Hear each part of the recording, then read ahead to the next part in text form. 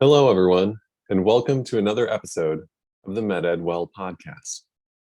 Thank you so much for joining me, for engaging with these concepts, for sharing with colleagues, and working to take your next step in your wellness.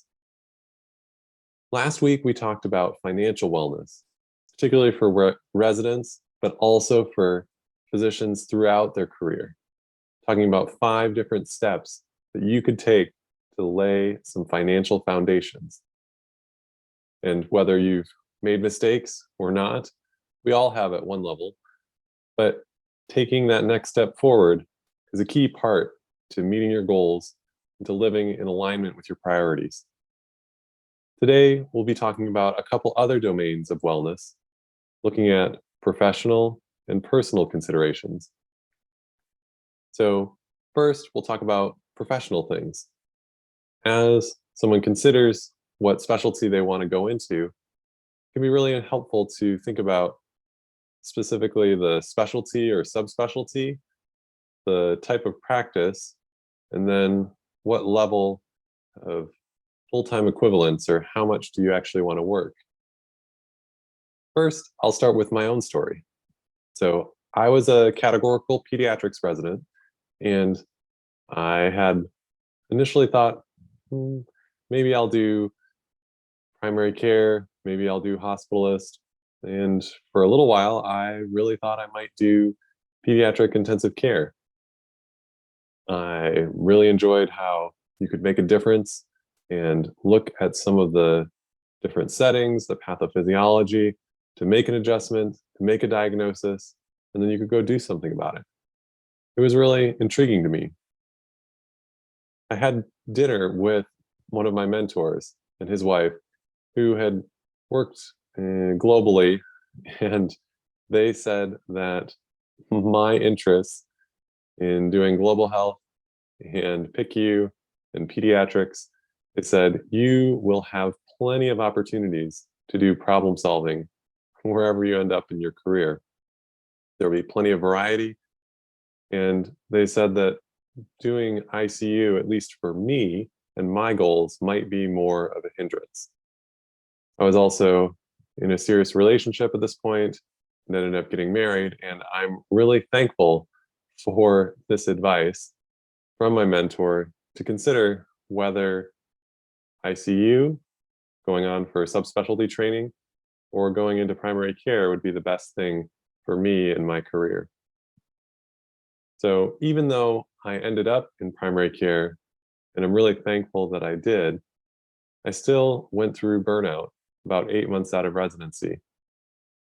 That story I cover in some of my other episodes on the podcast, but suffice it to say that I had to make a change and I had to decrease my schedule. Now I'm at 85%, 0.85 for my FTE, and it's a much better balance. But it's going to look different for each individual, for each physician. And so thinking about how to choose intentionally on these different areas is really critical. I have residents come work with me on an almost weekly basis, and it's a different one pretty much every time. Usually I'll ask them about 3 questions in addition to the clinical care that we see. I see what they're doing as far as their specialty or subspecialty. I'll ask if they have a plan for any loans, if they have some, and if they have a plan for disability insurance. And I'll share my story of burnout and just the importance of thinking through what you want to do and how you want to go about it.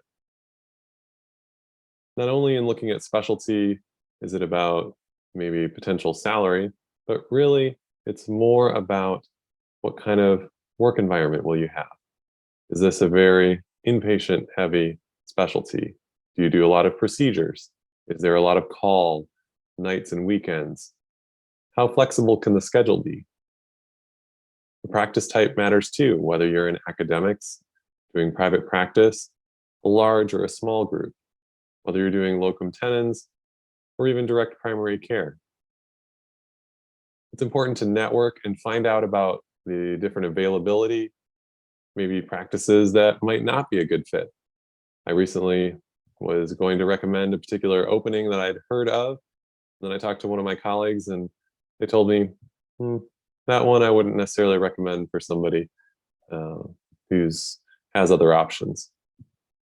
It's also important to keep in mind that you may change jobs in the first few years. So thinking about where you want to be, if you want to move somewhere, just all of those life things, this may not be your forever job. And statistically, it's not going to be.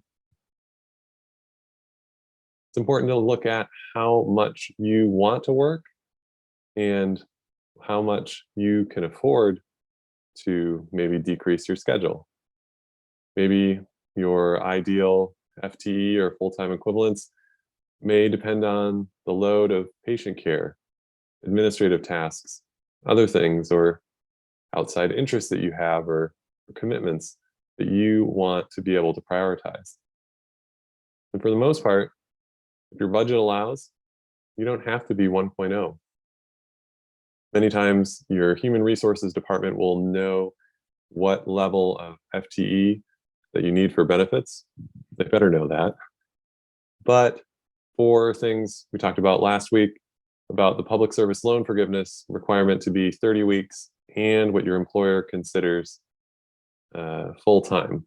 Actually, that's 30 hours per week and whatever your employer considers full time. So that's different from the National Health Service Corps, where you may have 32 patient facing hours. So that may be 8 of 9 sessions. So you may have a higher FTE requirement, or just different things that you can get to qualify in terms of whether you also wear an administrative role or are in leadership or whatever it may be. But it just looks different. It's just asking those questions and knowing. Speaking of knowing, when you get into negotiating and contracts, if you don't ask for it, you can't get it. So it's worth an ask. It's important to know your MGMA data for the salary for your area and specialty, and to be able to bring that in when someone asks, how much do you think you should be paid? And then you can give a range and be able to advocate for why you bring value, how you bring value as an individual with your gifts and experience, and what you bring to that potential employer. You want to speak to that. In medicine, sometimes it's easy to think, oh, I am about service and helping others. But really, this is about finding you a good match to be compensated for the value that you bring to that employer and to your potential patients. So it's important to ask good questions during interviews that you then use those answers to help match the needs and priorities of potential employers with those strengths and experience. In addition, as you're looking at a potential contract that you're offered, it's important to get it reviewed by an attorney who does medical contract review. It's not just that you have a family member who's an attorney who does real estate or finance or something else as far as their specialty. The medical contract review is really important. And even if you're not able to change that much, it's really, really important to understand what you're signing. But it's also important to know that if it's that bad for you, that you don't have to sign. When you're looking at some of the things you want to know and understand, some of the things would be your non-compete. How long is it? What radius from the clinical sites, or just what distance does that entail? And many now allow, sometimes it's at the state level, the laws requiring that physicians can buy out their non-compete to be able to pay a certain amount. Maybe it's approximately 1 year's of salary. It just depends, so that you know what your options are. Another important thing to ask about is malpractice coverage, either occurrence-based or tail. So occurrence would be where you are covered for the period where you are working for that particular employer. So many residency programs, this is the case where you have coverage for your 3, 5, 7 years of residency. And if there were a claim brought in the subsequent years, that you would have coverage for that as it relates to when the service was provided. Tail insurance, on the other hand, is insurance that is paid for. Often it's more reasonable, a lower rate, because it only covers you for that particular period of time if there were a claim brought at that time.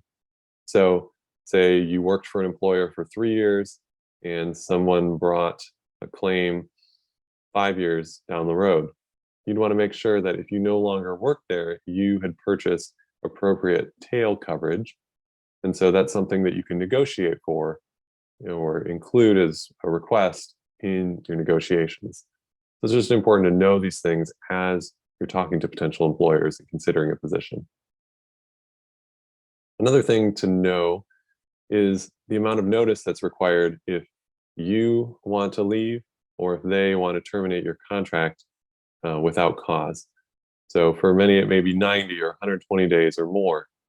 And just kind of factor that into what kind of notice you need to give and just how it's going to work as far as credentialing and the process of transitioning to a new position if and when that time comes. You may go into a new position and say, I'm not going to be doing any outside business interests or have any intellectual property issues. But think about, what if I did? What would this contract mean for me and for the things that I might be coming up with creating, with wanting to be involved with? Would this contract limit me 3 to 5 years down the line if I were to sign this as is? You'd be surprised at what you can get written into your contract if you ask, or what you can get clarification on so that you can be proactive if and when that time comes. So moving from the negotiating contracts, another big thing to think about in terms of wellness, both personally and professionally, is boundaries. These may be spoken or unspoken. Situations where if this happens, then I will do whatever it may be. We use boundaries in other areas of life, but here's a few examples from medicine. There's a patient that yells at, disrespects, or threatens my staff, I will let them know that that's unacceptable and may call security depending on what it is. If I'm at home and not on call, my electronic medical record notifications are off, and I may not be checking my email until I'm back. So a lot has been made lately of work-life balance versus work-life integration. And sometimes work-life balance may be out of balance, one way a little bit more towards work or a little more towards the needs of your life outside of medicine. But I think it's important to not fully go to the integration because, particularly in medicine, at least for me, there needs to be some separation, the ability to unplug and leave work at work. It starts with realizing that this is important and that medicine will take everything that you are willing to give. If it really is a toxic environment and your boundaries are being crossed consistently, or it's just that serious, you do always have the choice to leave. But sometimes it's an opportunity for self-advocacy, for how you can change the situation or hold them to certain things maybe in your employee handbook or things in your contract even. Because standing up for yourself and your boundaries, it allows you to honor your value as an individual. And it then allows you to be able to care for others in medicine in a more sustainable way. Speaking of sustainability, we're going to move on to charting and workflows. So, charting and paperwork are big contributors to burnout these days. It was in my story. There are some things that you can do to make it go better. I cover things like these in my podcast on different wellness and charting tips, and I want to give you a few of my high yield things to focus on because as you go through training, as you get out into being an attending, the patient load increases. It's just keeps adding more and more tasks, more charts, more patients. And finding these charting and workflow efficiencies are especially important. It may include things like templates and autocorrection with dot phrases, bringing in appropriate and helpful other things from the chart. It could be preference lists, maybe charting in the room. It's important when you're communicating both with consultants, with colleagues, with staff, to close the loop. So to make sure that everyone is on the same page. I think this is especially important for me in primary care if there's new orders beyond the typical flow. Or if there's something that's especially out of the ordinary. Maybe I have a patient who's traveling overseas and needs a vaccine that's not in the routine immunization schedule. Another thing that's important for charting and workflow is to try and batch tasks. I get a bunch of paperwork each week, and by trying to do my paperwork once, sometimes twice a day, I'm able to go through systematically and figure out which things do I need to sign, which things do I need to mark as reviewed, and which things need a more in-depth evaluation of the chart and something that I have to fill out and then sign. It could be batching dictations, lab results, even work email. And finally, it's important to ask for help.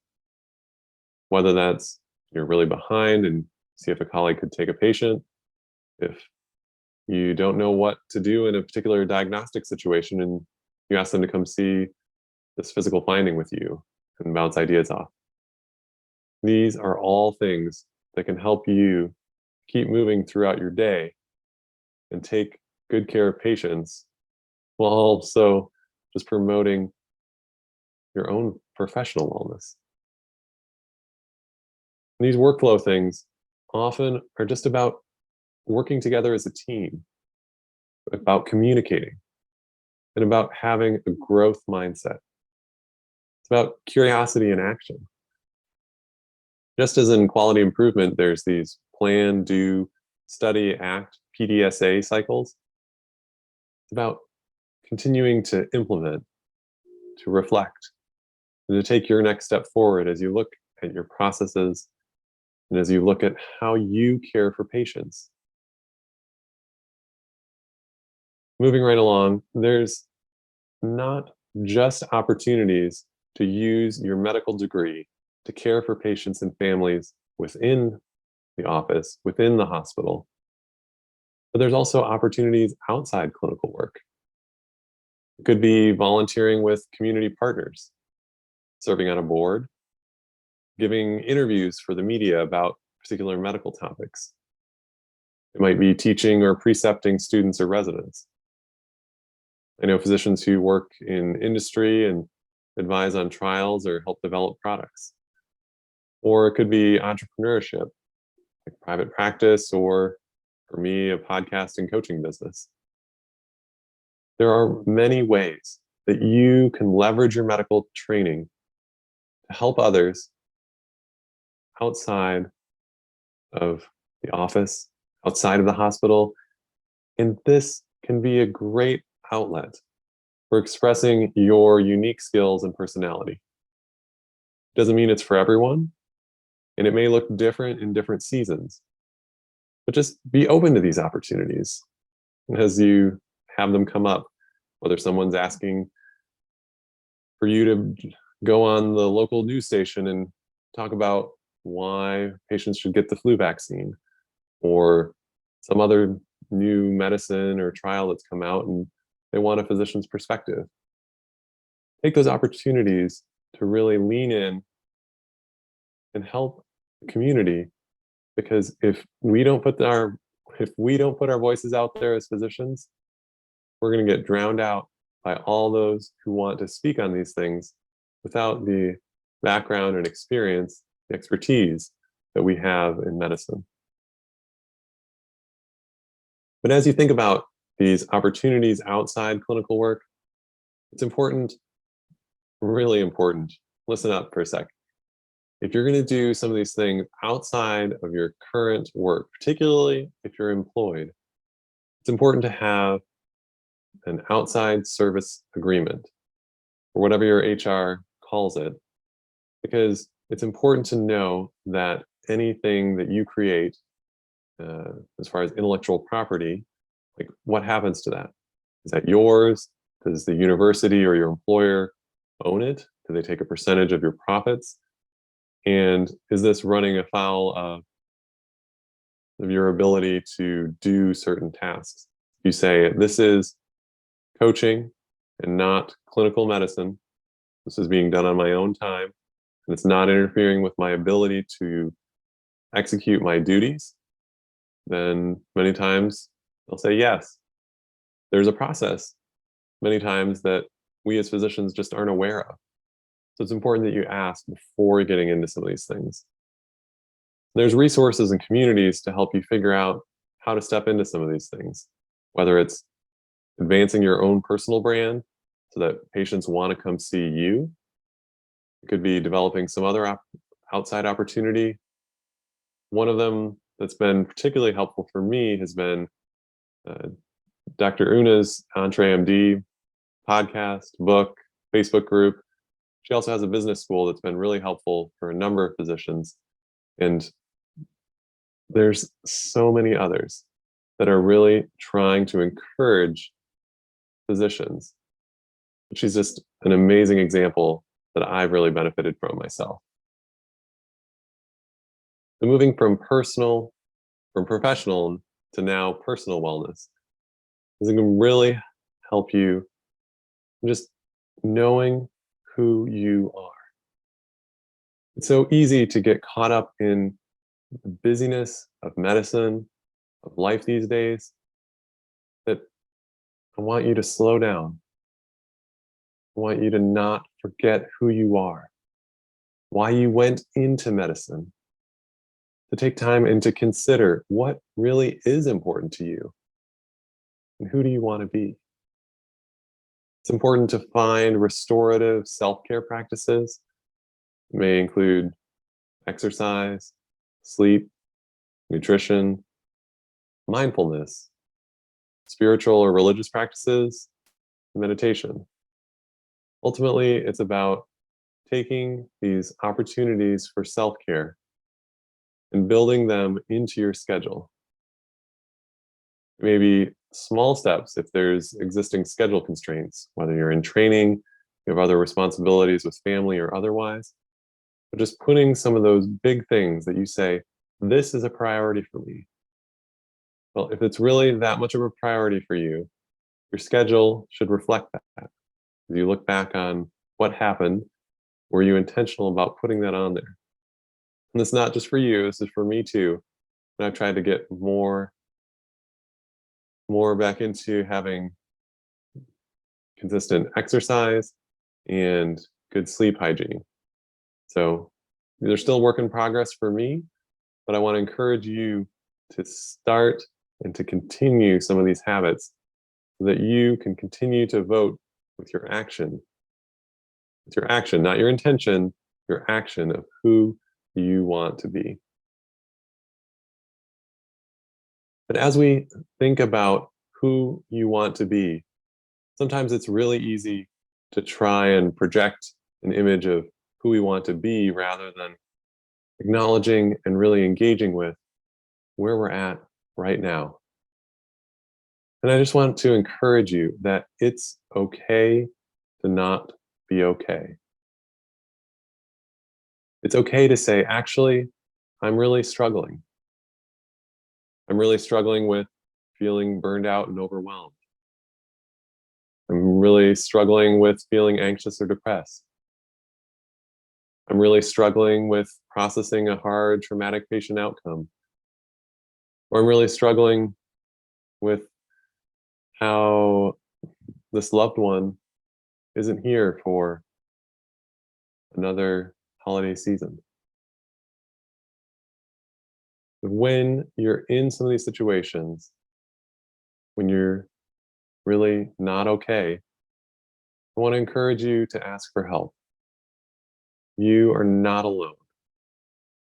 And whether it's talking to a supportive colleague, a friend, a partner, family member, maybe one of your mentors, I want you to find someone that you can talk to.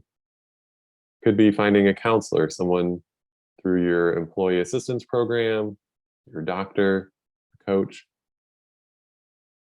even the mental health wellness hotline 988 that's been recently created. These are all resources out there to help you in times that are really hard. We all face them at one time or another.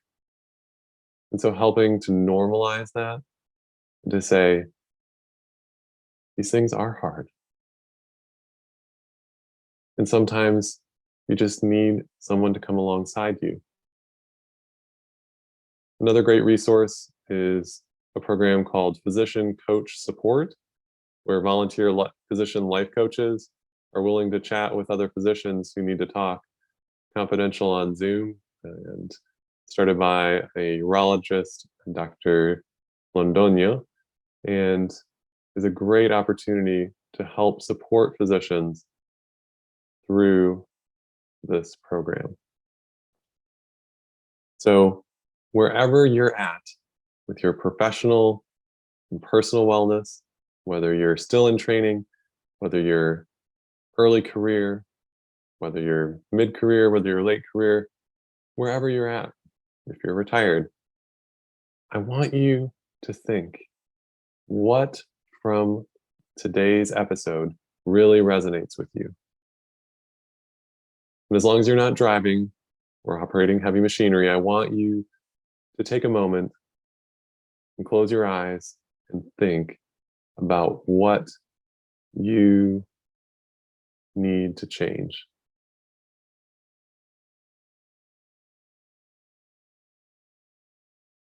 Is it advocating for a particular thing that you need at work, that you need a scribe, that you need a raise because you haven't had one for a certain amount of time and you've been exceeding your productivity expectations?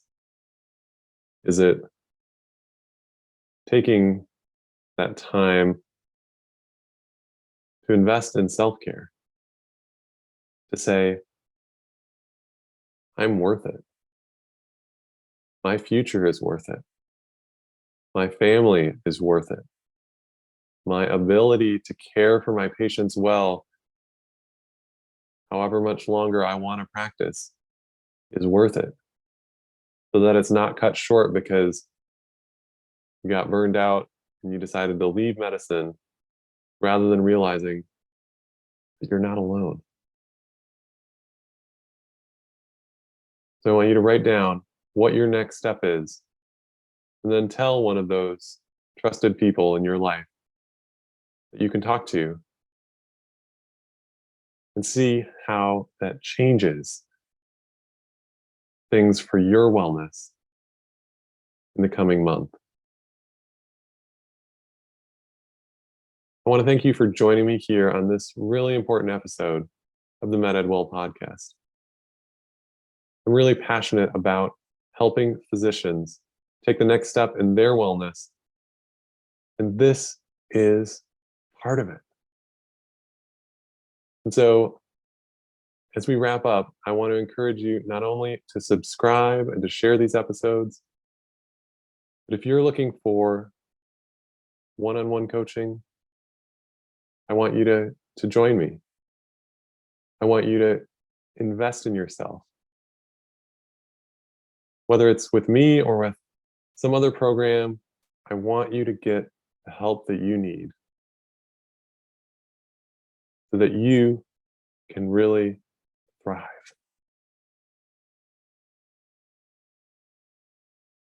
You can book a call with me at the link in the show notes.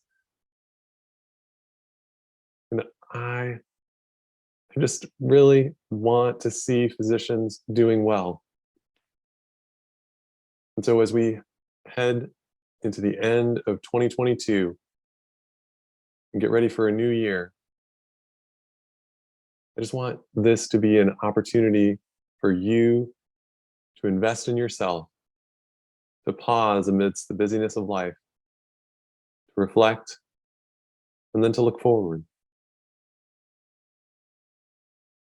I can't wait to hear about how this has made a difference for you and for others around you. Thanks so much for all you do, and have a great day.